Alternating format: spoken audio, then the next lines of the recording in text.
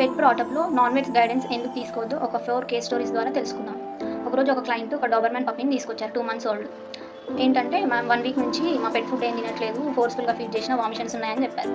So physical examination చేసి అంతా చూసి బ్లడ్ రిపోర్ట్స్ తీస్తే దాని బైలిరూబిన్ వాల్యూస్ చాలా హై అయినాయి. లివర్ సివియర్లీ డ్యామేజ్ అయిపోయింది.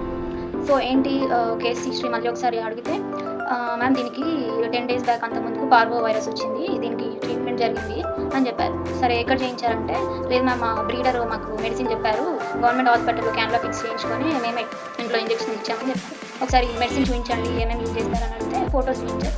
ఇలాంటి ఒక 500 mg సెఫ్రియాక్సిన్ వైల్ చూపించారు ఫోటో. సరే ఇది ఎన్ని టైమ్స్ వాడారు ఒక వైల్ అంటే, ఒక వైల్ 1 డేలో కంప్లీట్ చేస్తాం మ్యామ్, మార్నింగ్ అండ్ ఈవినింగ్ అని చెప్పారు.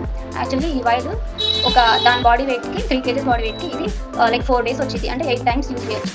కానీ వాళ్ళు 1 డేలో కంప్లీట్ చేశారు. సో హై డ్రగ్ డోస్ అయిపోయింది, టాక్సిటీ అయ్యి లివర్ మొత్తం fully affected. So 2-3 days treatment జరిగింది కానీ పప్పీకి ఫైనల్లీ పప్పీ డెత్ అయింది. ఇది ఒక స్టోరీ. ఇంకోటి ఒక 1 week బ్యాక్ అనుకుంటా ఒక క్లయింట్ టిక్ ట్యాబ్లెట్ కావాలి మేడం అని వచ్చి అడిగారు.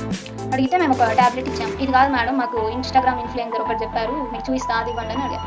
అదేంటని తీసి చూస్తే అది డివార్మింగ్ ట్యాబ్లెట్. యాక్చువల్లీ అతను మరి ఏ డాక్టర్ చెప్పాడో ఆ ఇన్ఫ్లుయెన్సర్కి తెలియదు కానీ ఇన్స్టాలో మాత్రం తను వీడియోస్ చేసి చెప్తున్నాడు, ఈ టిక్ ఇది వాడండి, టిక్స్ ఏది రాదని చెప్పారు. యాక్చువల్లీ వన్స్ డాగ్ కనుక టిక్ ఫీవర్ వస్తే అది డెడ్లీ డిసీజ్, పప్పీ బతకడం చాలా కష్టం. లైక్ హ్యూమన్స్లో డెంగ్యూ వస్తే ఎంత ప్రాబ్లం అవుతుందో టిక్ ఫీవర్ కూడా డాగ్స్కి అంతే అవుతుంది.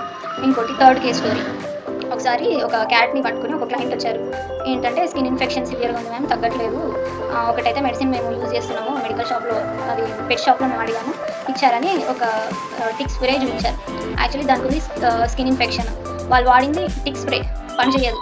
అది స్టార్టింగ్లో కొద్దిగా ఉంది, అప్పుడే కనుక ప్రాపర్ మెడిసిన్ యూజ్ చేసి ఉంటే తగ్గిపోయేది. సో పెట్ షాప్ అతను ఇచ్చిన టిక్ స్ప్రే వాడాడు, తగ్గలేదు, అది ఇంకా సివియర్ అయిపోయింది. మన దగ్గరకు వచ్చాక అది లోషన్ ఇన్ఫెక్షన్కి వాడారు, ఒక 15-20 daysలో తగ్గిపోయింది. సో మరి వీళ్ళు కాకుండా ఎవరి గైడెన్స్ తీసుకోవాలి?